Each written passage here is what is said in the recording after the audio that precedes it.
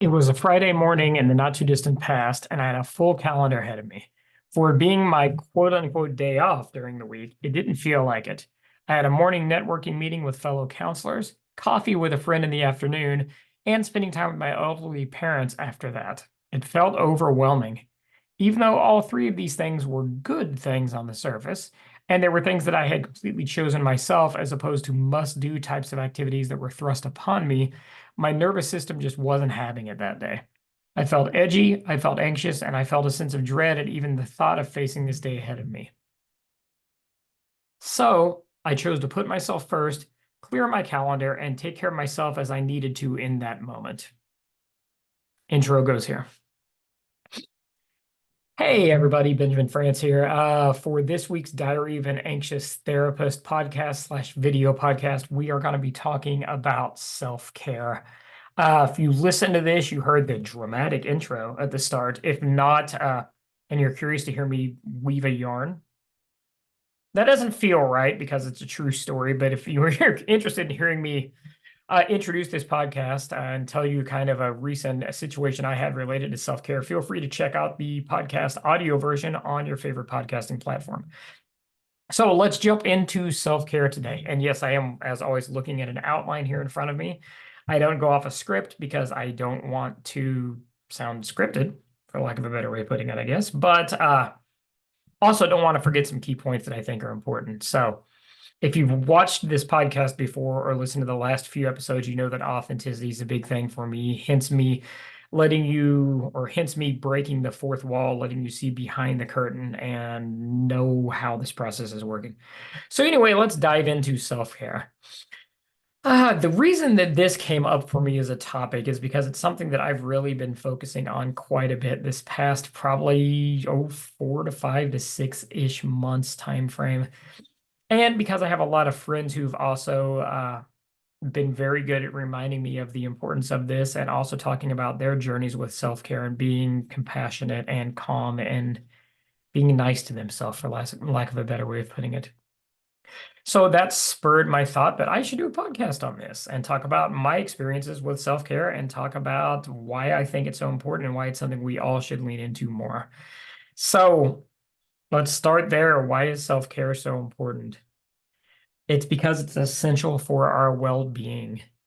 In our modern society today, and I'm veering a little bit towards the opposite of what I try to do with these podcasts, which is talk about me.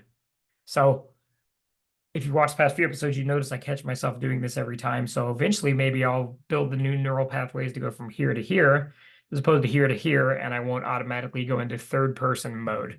So why is self-care so important for me, and why do I think it should be important for you too? It's essential for my well-being. I have found that in today's society, with all of the pressures on my time, with all of the expectations, with all of the external forces that I can't control, there can be a lot of stress in my life. There can be a lot of pressure in my life that can lead to anxiety, as I've talked about at length in the past, that I have my own interesting, shall we say, relationship with. And so I've learned that self-care is a huge thing. It helps me pull myself back from that metaphorical ledge when I feel like things are about to go off the rails. Two weird mixed metaphors there. It helps me feel more grounded and centered. It helps me feel better, helps me feel less anxious, helps me feel less depressed or down in those moments of struggle. So it's an important thing. And also, it's something that I think is important for me because I deserve it. I am very much the person that can be a caretaker personality. There's something probably to that, and why I went into this field to do counseling and life coaching, because I don't like to see people struggle. And I want to do what I can to help people to keep them from struggling, whether that's in my professional life or that's in my personal life with family and friends and things like that. So, to use a really cheesy quote, and somewhere I have this, I wish I had it, I'd hold it up at the screen right now as a big, huge sign. You can't pour from an empty cup.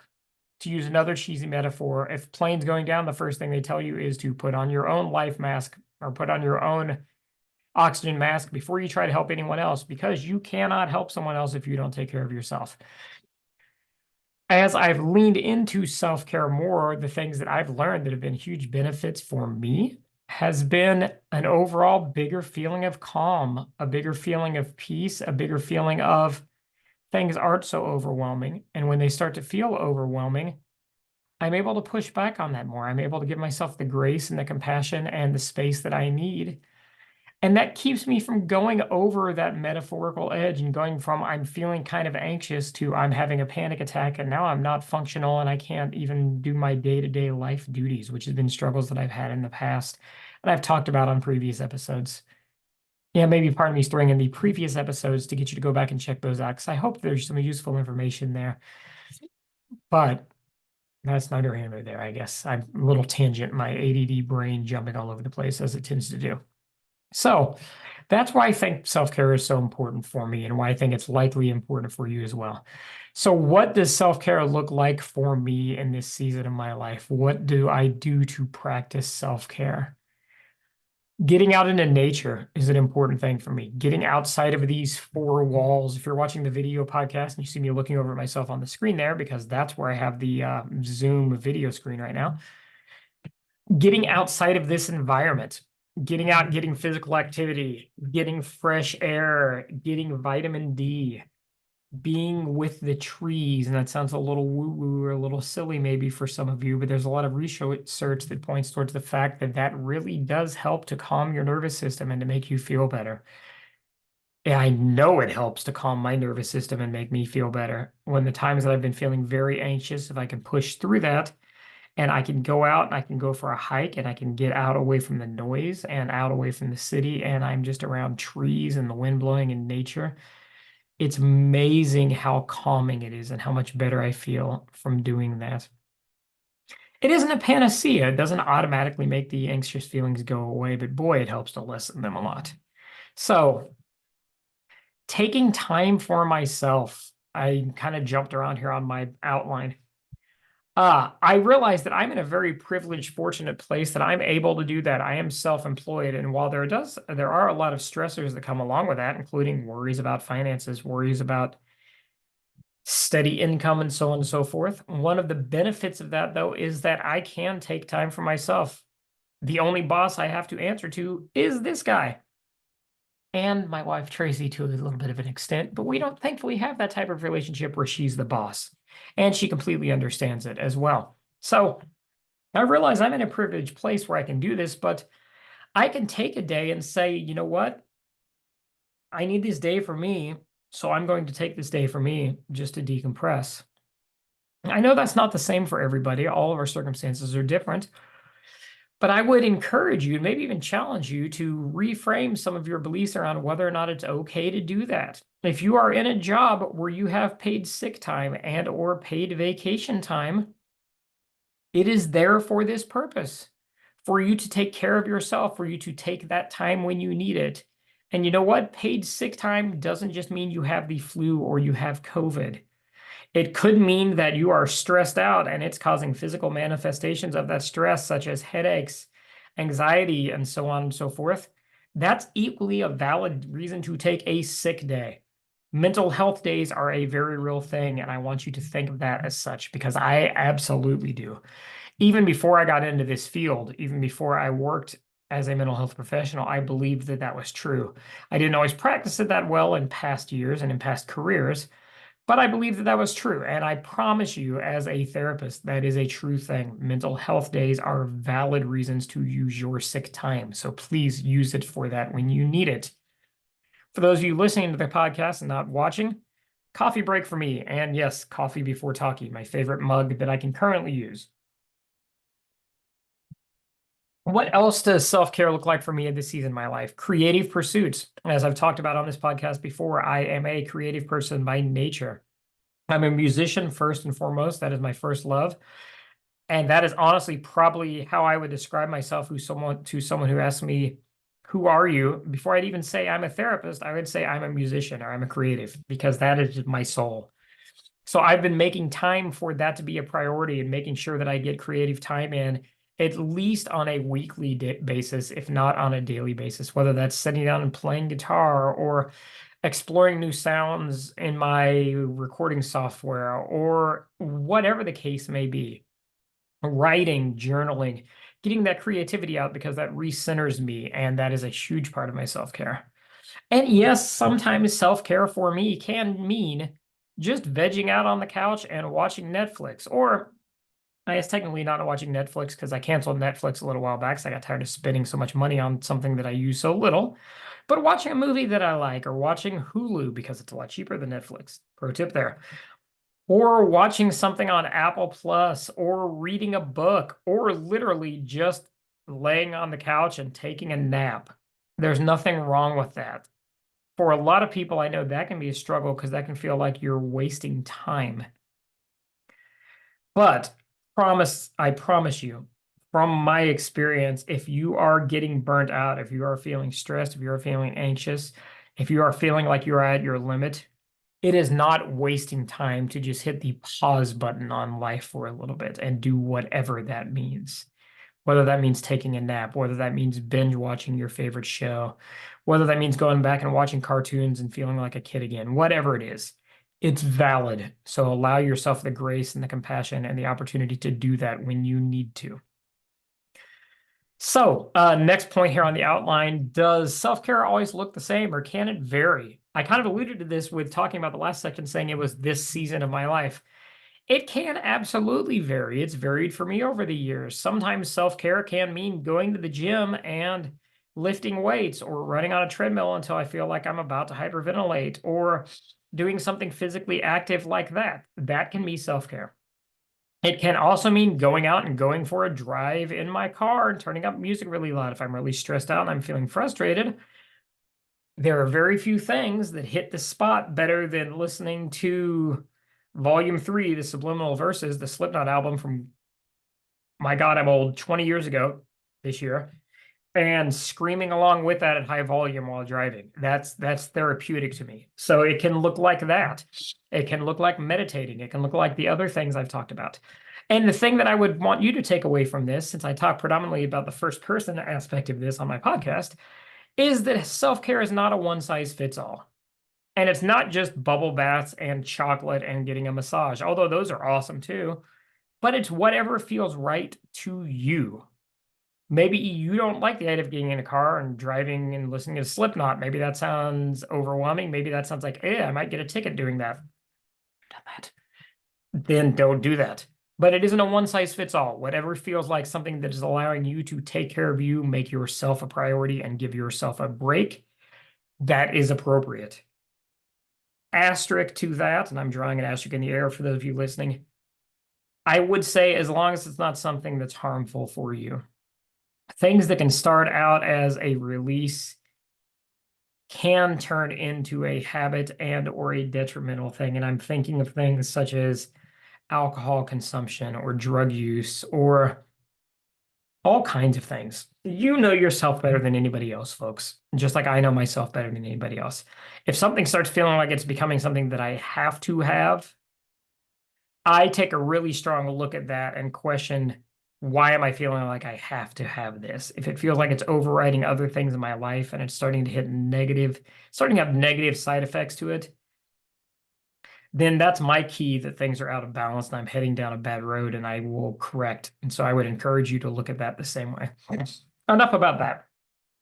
Another coffee drink. And yes, allergy season is starting to kick into full effect here in Missouri. So I apologize if you hear me snorting and or clearing my throat throughout the episode today, but it is that time of year, and several of my clients are feeling that exact same thing, so I know I'm not an N of one on that. Coffee drink. Next thing I wanted to talk about with self-care like this is the modern societal expectations of hustle culture and the rise and grind type of thing versus taking care of myself and giving myself a break when I need to. I think we're starting to see the tide turn a little bit on this post-COVID. I'm hoping so. But for several years there, we were very much in a mode that seemed like society was pushing us more and more towards rise and grind, work hard. And there's nothing wrong with working hard. I don't want that to sound weird or sound like I'm lazy, but Society saying that that's what matters the most, or that's all that matters. You're never going to get ahead if you're not going to run yourself into the ground. If you don't do that, if you're not going to rise and grind, if you're not going to hustle, if you're not going to bust it all day, every day, then your life's not going to be meaningful. Bullshit. And yes, I apologize, folks, if you have kids listening to this with you for that language, but I strongly, strongly disagree with that because I used to live my life that way, and I know how detrimental it was to my health and my well-being. Society expects us to do that. We are set in a capitalist modern society. I'm trying to think of the right terminology for it. My brain's escaping me a little bit. Big surprise there. Hi, ADD. Love you. Glad you're part of me, but you definitely make memory and jumping from topic to topic a little bit challenging at times. Anyway, I digress. Societal expectations. Yes, we can very much be expected and feel this pressure of this is what you have to do to get ahead. If you're not living life this way, you are not living life correctly. I firmly disagree, as I said before. Yes, you cannot live your whole life sitting on the couch, drinking coffee and watching television. Or maybe you can, but unless you're independently wealthy, that's probably going to hit a wall where you can't do that any longer. But that also does not mean that you have to live your whole life pushing as hard as you can all minute of every day, every moment of every day until you die. I have family members that I watched do this. I've talked about this before in previous podcasts. My father, who I love immensely, and I'm so grateful that I had him as my dad and my mentor in that way in my life. Because if I do have a work ethic of some sort, it came from him, very much so. But I also watched him run himself into the ground. And now at almost 84 years old, 2 days from me recording this, the day that this comes out will be his 84th birthday. So happy birthday, Dad, if you happen to hear this. He ran himself into the ground doing that. And you know what? I've had conversations with him now that he's gotten older, and I know there is some regret there on the fact that he wishes that he hadn't pushed quite so hard, even though he felt like he had to and didn't have another choice. So that working hard is one thing. Working towards a goal is one thing. Working yourself into the ground because you feel like it's what you should do, or it's what society expects you to do, or it's what somebody tells you you are supposed to do. I would just want you to take a step back and assess that and tell yourself and ask yourself, does that feel true to me? Or does that feel like something that I've gotten from somewhere else? If I really get quiet and I really listen to my soul and I really listen to my heart, do I feel like I should be pushing as hard as I can every moment of every day? And if you feel like that, I would maybe recommend you try to go a little deeper and kind of try to figure out, why do you feel like that? As far as we know, and I have my own thoughts on this, but I'm going to go very generalized in statements here. For the general majority of the population, it's safe to say that the assumption is we only get one life in this body on this planet doing these things. Do you really want your life's mission to be to wake up, work as hard as you can, run yourself into the ground, repeat that over and over again until you die? I don't. And I would hope that nobody listening to this wants that either. So don't fall into that hustle culture, that rise and grind mentality when you don't have to. You can choose another way. And yes, it does involve priorities and it does involve maybe shifting your priorities, but you can do that. I promise. I have chosen to do that. Doesn't mean it doesn't come with some of its own stressors, but man, come in. The water feels good on this side of the pool where we say we can just lay here in the water in the sun and enjoy it every once in a while, as opposed to always swimming as fast as we can. Interesting analogy for me to use because I'm a horrible swimmer. I think I can swim just well enough, maybe not to drown if I fell off a boat in a lake, but that's about it. So anyway, sorry. Once again, I digress. Next thing I wanted to talk about in regards to this is self-care and self-worth. And I've got a note here. I wanted to specifically say this, so I'm going to read this right off the screen, even though I don't like to read direct off the screen. It doesn't say anything about the person that I am, other than that I am overwhelmed and I need a break.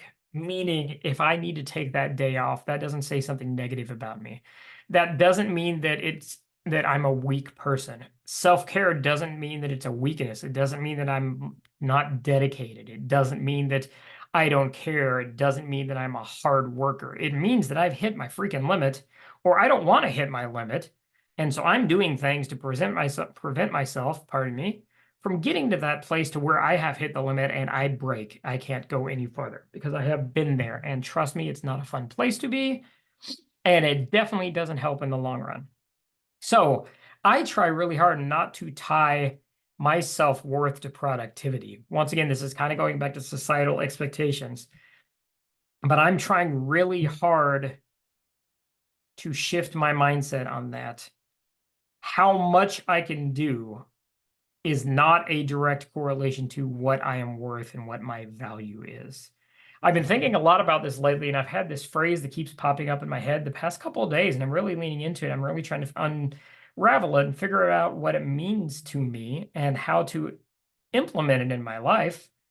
But self-worth not being related to productivity, I keep getting this feeling and this thought that keeps coming in my head. The universe has been transmitting to me the past few days of stop trading your time for money. So I think that directly applies to productivity and self-worth. Why is my time what I get paid for? Shouldn't it be my knowledge that I get paid for? Shouldn't it be being able to provide something of value to people as opposed to how much of something that I can do? Shouldn't that be the same for all of us? And yes, I know that goes very much against our capitalist society and the way things are structured, but you know what? It's 2024. There's a lot of people that are starting to crack the code and they're starting to figure out other ways to do things, or at least ways to trade time in a way that they want to for money that allows them to live the life that they want. There are people that I have that are friends on Threads that they make their income streaming and performing and writing music on twitch.tv on Twitch. So yeah, technically they're trading their time, the time that they stream, for money. True. But that's a lot different than saying, I will get a job that hopefully pays me X amount of dollars per hour to do this thing that I don't really like to do, but it allows me to keep the lights on. So don't tie your self-worth to productivity. I did that for years. Corporate America is set up that way. How many jobs, for those of you that have worked out there in the corporate world, have had productivity goals, have had production goals, have had the you get paid more when you do more things. The more efficient you are, the quicker you get through things, the more we will pay you. And that almost never comes with the quicker you get through things, the more you do things, the more free time you have. Because then what happens is, oh, you're very efficient. We will give you even more. Let's keep piling it on. And I could go completely on a tirade about this because I have a lot of very strong beliefs relating corporate America and how that type of work environment is structured. But I will try my darndest not to get on that soapbox today. I just want to go back to that statement. And I'm saying it for myself. And I want you all to please internalize it as well. Taking time for self-care doesn't say anything about the person that I am other than I am approaching overwhelm and I need a break. I should not tie my self-worth to productivity because that only adds to the pressure in my life, which will ultimately make me less productive and less fulfilled feeling. So, enough said about that. So some people may be asking at this point, okay, well, that's great, Benjamin. That sounds awesome, but I've tried doing this before and it's hard. It's hard. I feel guilty. If I take time off, I feel like I'm letting my family down. I feel like I'm letting my boss down. I feel like I'm letting me down. I understand that. I've been there. I felt that way for a long time. And this has got to be pretty short, but this section, pardon me, I'm looking at my outline here. But I have got to the point now, and I'm going to say this, and then I'm going to backpedal just a bit. I'm going to say I refuse to feel guilty about taking this time that I need for myself. Asterisk, fine print at the bottom of this page, most of the time I do a pretty good job at this. I'm human too. I can't just turn it off and never feel guilty about it. But for the most part, I've gotten worlds better at this. Why do I refuse to feel guilty about taking this time for myself? Number one, it's because I matter. Because I love me.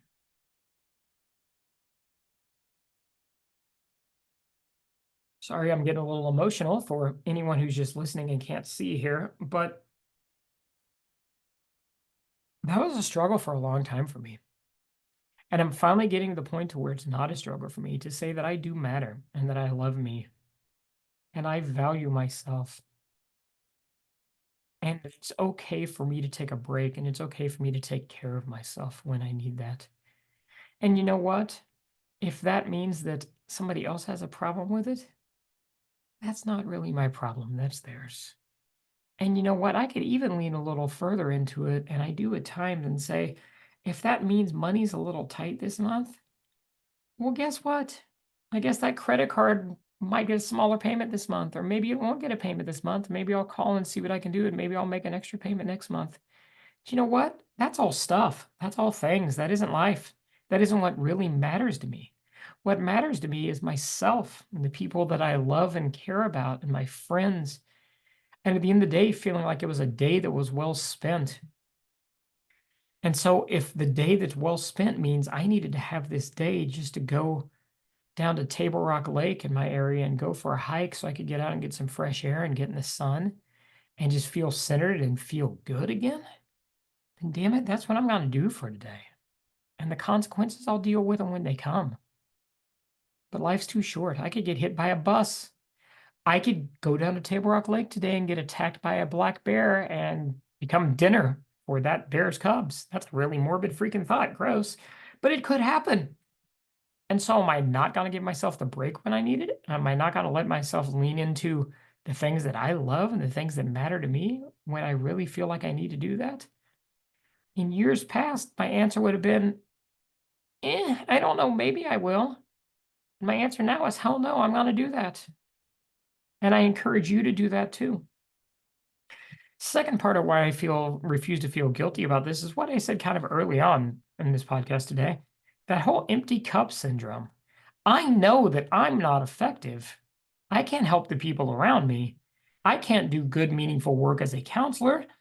I cannot create music and art that speaks to me and that I love if my cup is empty. And so I'm not going to feel guilty about taking that time. I can't phone it in, folks. I tried to do that for years, a number of different jobs. And I'll tell you one thing I've learned as a therapist, you absolutely can't do that. It would do me and my clients a huge disservice to just phone it in, to go ahead and get on that Zoom session, have a 50-minute session to try to help with somebody they're struggling with while my mind is off in the middle of nowhere because I'm so stressed out that I can't get there, because that's not going to be helpful to them. That's not going to be effective to them. So if you're a therapist listening to this, I would encourage you to think about that for yourself.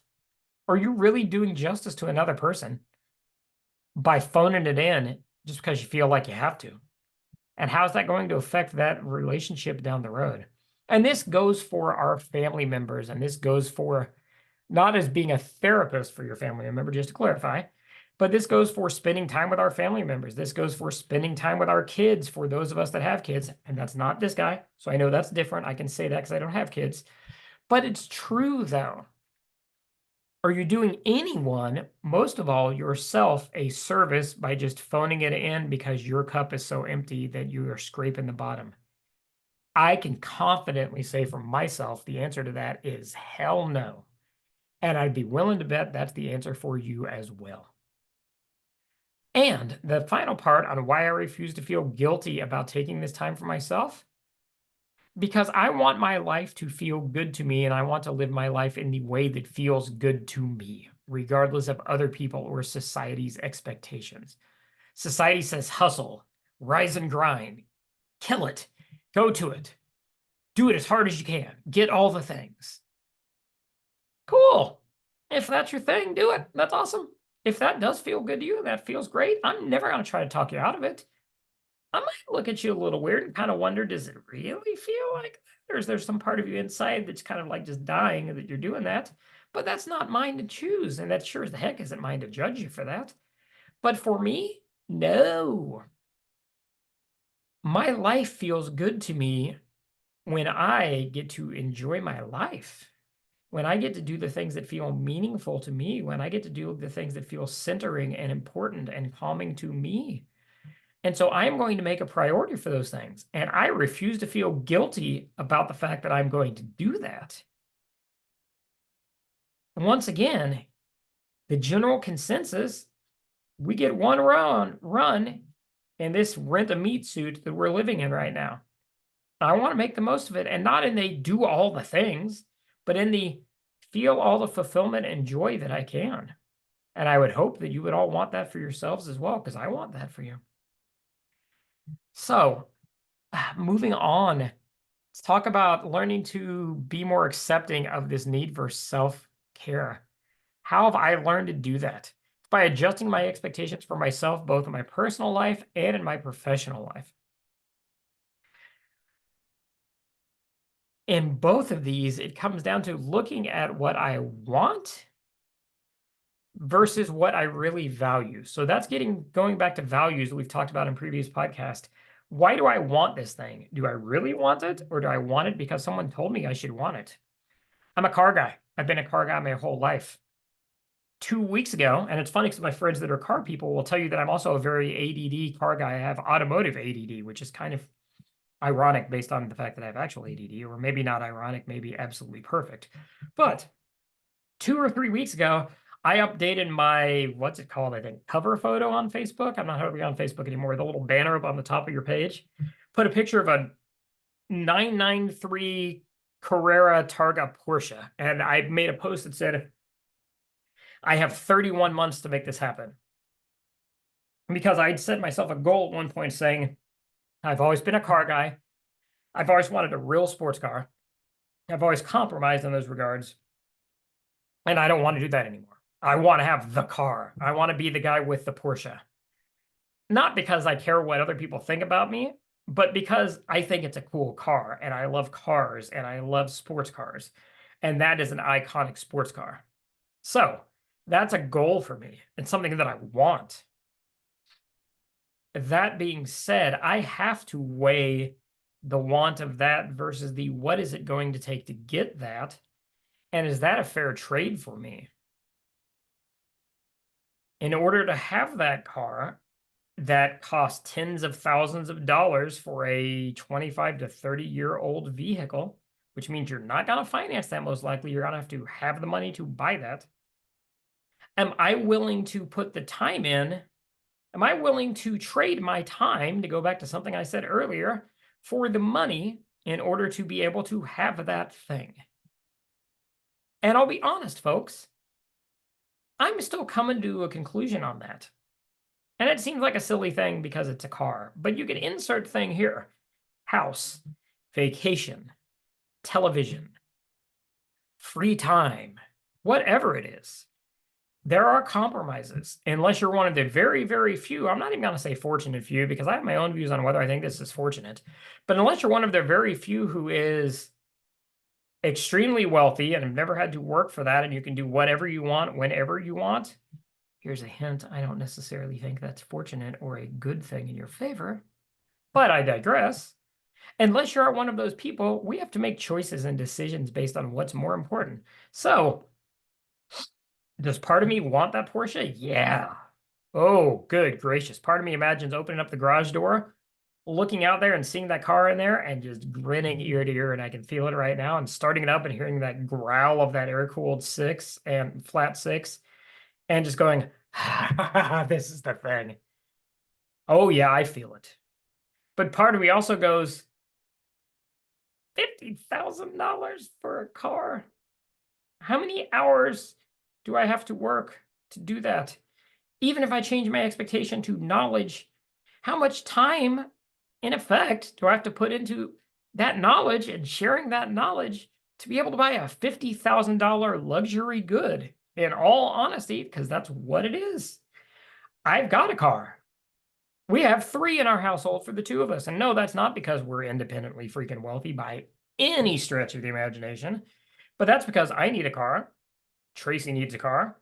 And yes, the 13-year-old in me won out a couple years ago and became a brat. And I bought a fun little car, a Mini Cooper S, which just sits in the garage now and that I'm going to be selling before too long. But I digress. And man, that's my favorite thing to say today, evidently. So, do I need a $50,000, 7-year-old German sports car? No, I don't need that. Do I want it? Yeah, sometimes I really want it. Do I want it more than peace of mind to do what I want to do with my time when I want to do it with my time? TBD. That's still to be determined. But that's something that we all have to look at in these situations. So I would encourage you to look at that same thing, the things you're wanting. What are the costs of going after those things? And are those costs worth it for you? Another thing that comes along with this, and this is my final point related here, is I'm relating to adjusting my expectations. And yes, I'm looking at my outline again for myself in both my personal and my professional life, is being less concerned with others' opinions of me. Am I not a successful therapist because I don't have a full caseload of clients that pay me $250 to $300 a session? Am I not successful in life because I don't have a $500,000 house? Am I not successful and have I not been the awesome car guy because I don't have that Porsche 911 parked in my garage? I've got to come to terms with those questions for myself. But what I have really started to come to terms with, and it's a really freeing feeling, is really caring less about what you think about that. And I'm not saying that to be combative or to sound negative towards people listening to this podcast or towards anybody, because anybody that knows me would tell you I try to live my life with as much optimism and positivity towards everybody I can, even if they're on the opposite side of the world for me when it comes to views. But you know what? It's kind of my life. It kind of doesn't really matter what you think. And so I'm really leaning into that. And then that is making it easier for me to say, you know what? I need to take the day off today. Maybe this client will potentially think a little bit less of me because I had to cancel this session. That's possible. And that's a choice I have to make. But if I need to do that because I really know that I need to do that, I'm going to do that. And I encourage you all to do that same thing as well. So as we're coming to kind of an end of this today, and I know this has been kind of a little all over the place, and you know what? I'm going to stop myself and I'm going to rewind back. I'm not going to make the silly rewind noises, but we've covered a lot of ground today. I'm not going to say it's been all over the place because that feels like a judgment on myself, and I'm the person I am. So we've covered a lot of ground today. We've covered a lot of different facets of this topic of self-care.